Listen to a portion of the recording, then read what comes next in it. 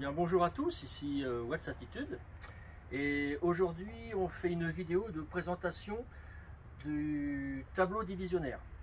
Donc là, ça c'est un tableau divisionnaire qui concerne la distribution de tous les organes qui sont là. Et ça c'est un tableau divisionnaire que nous mettons donc à disposition sur le site. Comme son nom l'indique, c'est un tableau divisionnaire, donc un tableau principal.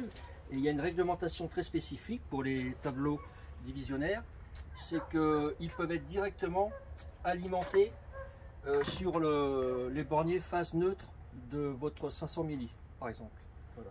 Donc là, c'est une P17, mais c'est uniquement pour la présentation, tout le monde le sait maintenant, ou au moins ceux qui commencent à me connaître. Donc là, on va la mettre sous tension. Donc, ça pour vous dire que ce tableau divisionnaire, il n'y a pas besoin de mettre un interdif de type B, etc., taratati, taratata, en amont. C'est directement sur le 500 ou 300 milli. Donc première chose que l'on doit faire, c'est déjà contrôler si l'interdif tombe bien. Impeccable. Donc là, on est sur le tableau divisionnaire. Hein, donc c'est en Schneider. Ici, on a donc une partie qui est intégrée au tableau divisionnaire. On a rajouté, c'est une box, un chargeur 22 kW, donc du triphasé 3 x 32 ampères. Donc on contrôle aussi, c'est bon, ça marche. Toc. On va mettre, bon là, tous les disjoncteurs ils sont pas raccordés, hein, c'est uniquement pour le fun, pour alimenter après un réseau de prise de courant, de l'éclairage, tout ce qu'on veut. Donc c'est pas la peine que je les remonte puisque il n'y a rien d'affecté dessus. Ici. Donc là, on remarque que c'est un interdif de type B en 63 ampères et surtout, donc 30 milli bien sûr, comme c'est indiqué ici, mais surtout en détection de fuite de courant continu de 6 milliampères. On voit bien, Clément? Impeccable. Donc ici, on a le disjoncteur qu'on arme et ici, on a un boîtier qui est fort sympathique. Il est programmable, on peut faire plein de choses avec ça. Donc là, j'ai programmé à 10 secondes pour la mise sous tension. Et là, toc, regarde, ça y est. Donc là, n'ayant plus de place en bas, je l'ai mis ici. C'est le module de contrôle pour la recharge de la voiture électrique, des véhicules électriques. Donc ici, on voit la tension des 3 phases. C'est à peu près similaire. Et là, c'est les ampères. Donc on va mettre à charger la voiture.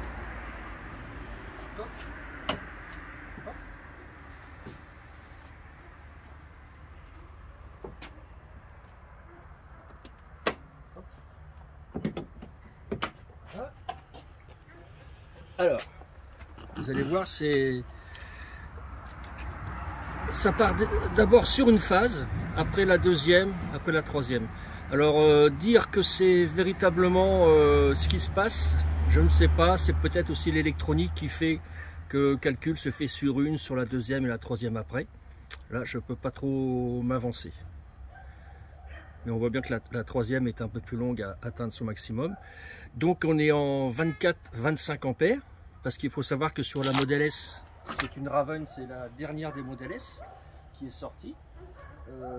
Donc le chargeur interne, c'est un 16 kW. Donc ça fait 24 ampères par phase.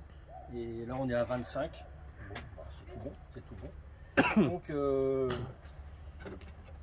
on remarque ici on était en bleu clignotant. Maintenant on est en vert scintillant, on va dire. Donc la charge se passe bien. On remarque qu'on a une baisse de tension quand même d'une dizaine de volts. Hein. Non, on n'avait pas. Non, on était dans ces coups-là. Hein. Il y avait 235. Oui, bah c'est ça, une dizaine de volts quand même. Et on va aller voir la voiture. Attention à ne pas te prendre le pied dedans. Donc là, qu'est-ce qu'elle nous dit? Donc, qu'on est bien sur 3 phases, 24 ampères sur les 3 phases. En 1 heure, ce sera chargé. On est à 227 volts et on recharge là actuellement 84 km à l'heure. Voilà. Voilà pour la recharge sur la voiture. On a sur le côté On a laissé le bouton de façon bouton d'arrêt d'urgence que ça se voit bien, hein, et c'est avec ça qu'on coupe la charge. Voilà. Avant de couper, on va vous faire voir l'intérieur, et on m'a souvent demandé sur les... Bon, ça c'est pas un tournevis électricien, mais vu la largeur des... Hein, faites ce que je dis, pas ce que je fais. Non, mais si je prends un tournevis, tout va bien, c'est comme ça que tu abîmes les vis.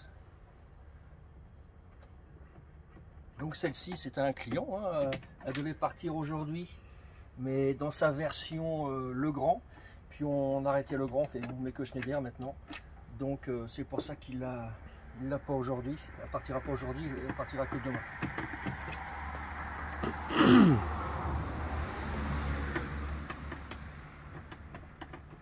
Voilà, donc là, hein, faut faire ça, mais c'est pour vous faire voir.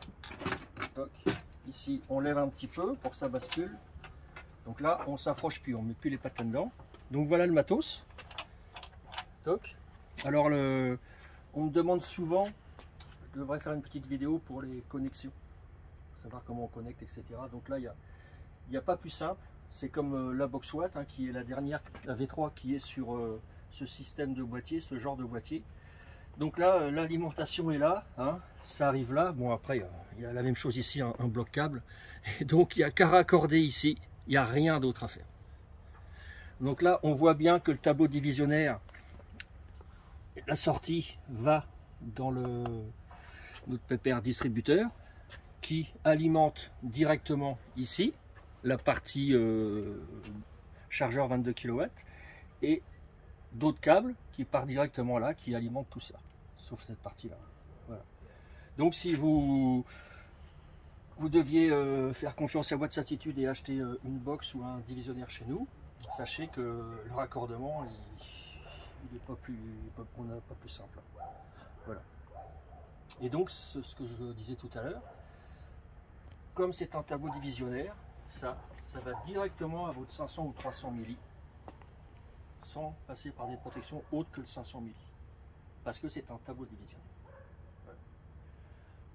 Pour refermer, c'est pas beaucoup plus difficile. Donc là, le câble est en version 6 mètres, hein, c'est notre standard de toute façon.